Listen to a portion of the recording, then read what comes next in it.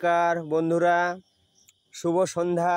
আজকে আমরা চলে এসেছি হরিপুর অঞ্চলের ঐতিহ্যবাহী জগদ্ধাত্রী মণ্ডপে। আপনারা দেখতে পাচ্ছেন এই যে সেই মায়ের পঞ্চমুণ্ডী আসন। এই হরিপুরের ঐতিহ্যবাহী মাতা জগদ্ধাত্রী পুজোর মেন সৃষ্টিকারক তন্ত্র সাধক ঋষি তর্কচূড়া পঞ্চানন এই পঞ্চমুণ্ডে আসনেই তিনি ধ্যান করে মাকে পেয়েছিলেন। এবং এই যে বড় একটা অশ্বত্থ বৃক্ষ আছে, কামরাঙা বৃক্ষ আছে, এর পেছন সাইডে পুকুর আছে। এই পুকুরের 5টা মুখ আছে। এই সম্বন্ধেও নানান ইতিহাস জানা যায়।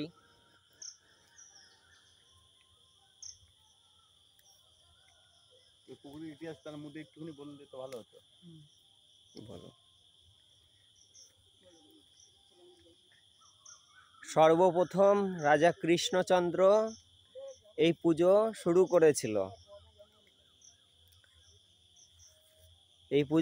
করেছিল।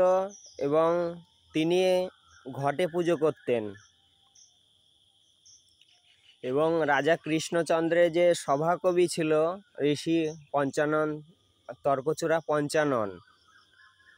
এবং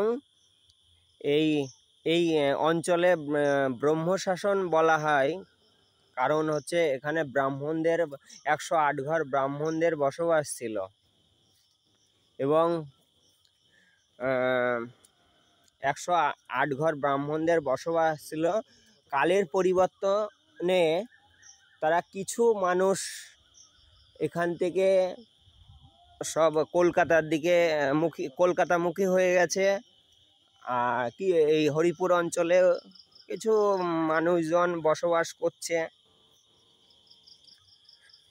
এই যে সেই মায়ের মন্দির আমরা যাচ্ছি।